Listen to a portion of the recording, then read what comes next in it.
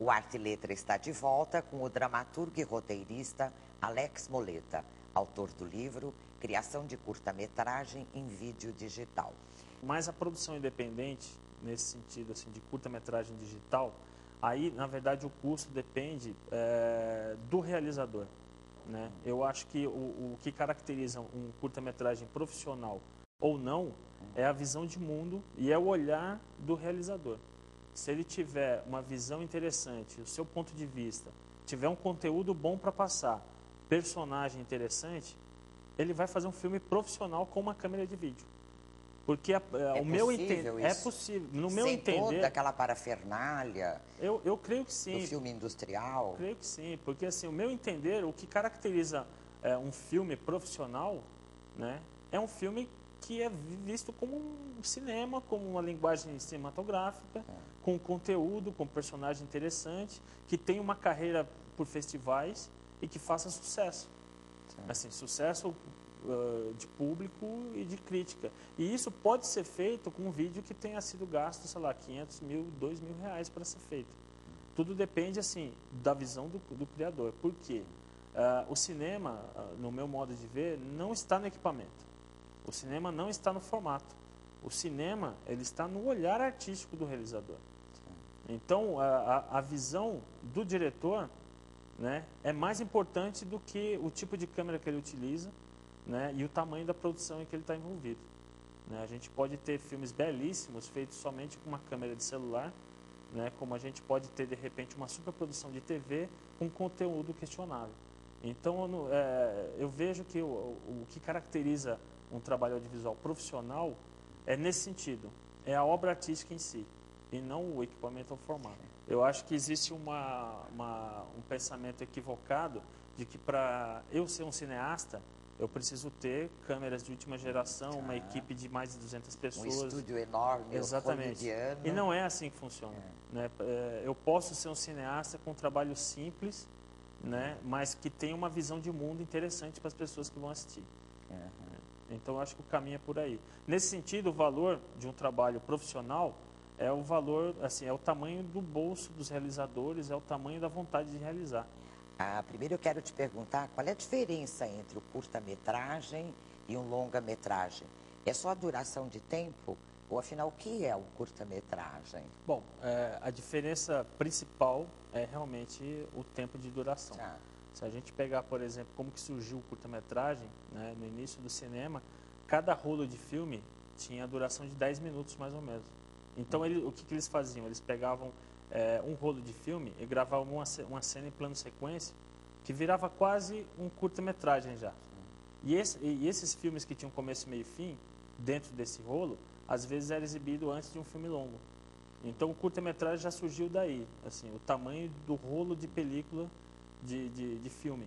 Então, a duração de tempo é uma coisa que caracteriza mesmo. Sim. Porque para as pessoas leigas, a diferença é só essa. Um é mais longo, o outro é mais curto. Então, agora os outros elementos que eu acho que são importantes e que diferenciam é que, por exemplo, o curta-metragem, ele tem um poder de síntese muito maior do que um filme de longa-metragem.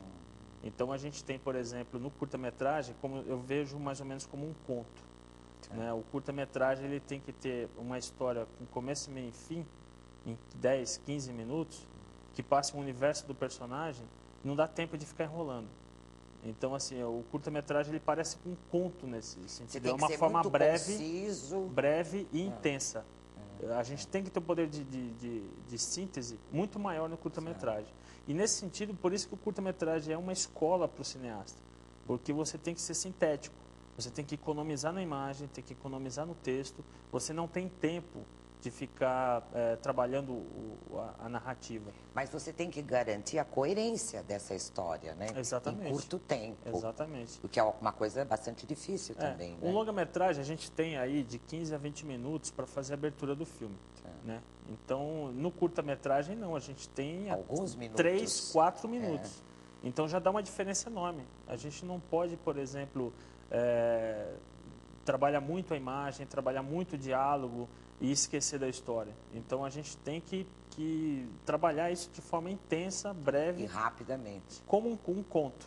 Né? Nesse sentido, a acho que a comparação diferença... é boa. Se nós pensarmos num romance, num conto, um longa e um curta, a diferença fica mais ou menos aí, né? Então, assim, o curta-metragem é uma forma breve e intensa de se contar uma história, um universo ou uma experiência de um personagem, num curto espaço de tempo. Perfeito. Você fala do movimento cinematográfico que foi o Cinema Novo, né? Conta um pouco para nós o que foi o Cinema Novo, qual foi a influência que isso pode ter tido no teu trabalho, na criação de curtas. A influência foi direta, né? Porque o Cinema Novo, assim, para quem não tem ideia do que foi, ele surge na década de 60, alguns cineastas como o Glauber Rocha, o Nelson Pereira dos Santos, eles fizeram um manifesto contra a forma industrial de se produzir cinema, contra a Vera Cruz e a Atlântida, né, que eram aquele processo hollywoodiano de se fazer filme. Que eram as empresas brasileiras da época, né? E aí o que eles fazem? Que vem aquela famosa frase, né, uma câmera na mão e uma ideia na cabeça. Então, eles dizem que não precisa se ter todo o aparato para se fazer um bom filme. Então, a partir daí, eles começam a fazer filme com aquilo que eles têm na mão. Uma câmera, que na verdade não é só uma câmera na mão e uma ideia na cabeça. É uma câmera na mão, né? muito trabalho e uma ideia na cabeça. Então, assim, e cooperação, né? Exatamente. Porque você precisa de gente também para fazer isso. né? Então, eles provaram que assim, com muito pouco daria para se fazer muito. Né? E é mais ou menos esse espírito que o livro traz assim, como produção audiovisual. Então, a gente não precisa ter um grande orçamento, uma equipe enorme. É isso que é outra coisa que eu gostaria de saber de você. Como é que você faz para ter uma produção boa, com baixo custo, com pouco dinheiro, vamos dizer assim, né? Eu acho que assim, uma das diferenças primordiais é que a gente tem que seguir o processo inverso da produção industrial, Como assim? cinematográfica. Na produção normal de cinema, o que se faz? O roteirista escreve o roteiro. A partir desse roteiro, ele imagina tudo idealizado ali no roteiro, ações, conflitos, locações e tudo mais.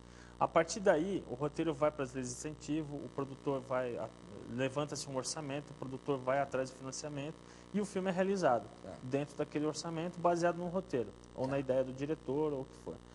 Já nesse processo de produção de baixo custo, o caminho já não é bem esse. A gente, por exemplo, se nós temos uma ideia para um roteiro, e a nossa ideia é que a história se passe numa mansão, de repente a gente não tem condições de locar uma mansão. Ou a gente não conhece ninguém que possa fornecer essa locação. Mas o produtor, de repente, consegue um sobrado grande para realizar. E que visualmente seja interessante. Então, a partir daí, a gente começa a pensar o roteiro já tendo a locação em vista. Então, a gente consegue a autorização da locação antes da realização do roteiro. Por quê? Conseguindo a locação, o processo se inverte. Então, a locação já nos dá uma estética para se trabalhar, uma referência estética. Então, a partir da locação, a gente começa a pensar a direção, a gente começa a pensar o roteiro, a fotografia e a produção. A ideia é anterior a tudo isso? A ideia é anterior. Tá. Mas aí, dependendo do que vocês conseguirem, é que você vai tomar todas as outras providências. Exatamente. Para fazer o roteiro. O que a gente conseguir vai fazendo parte da criação, já logo no início. Então, o que eu digo que a gente faz o caminho inverso é que a gente não escreve um roteiro para ver se consegue as coisas. A gente tem ideia do roteiro, aí a gente já tenta levantar a produção e aí desenvolve o roteiro junto com todas as outras etapas de produção. Porque com a locação o fotógrafo já sabe se vai precisar de iluminação artificial ou não, se a casa tem uma boa entrada de luz ou não. Né? Então, assim, a locação já determina se eu vou ter espaço para montar tripé, iluminação, os objetos, movimentação dos atores ou não. Então, assim, tendo a locação inicialmente, já viabiliza muito do que a gente vai precisar no set e determina o que a gente vai fazer como filme.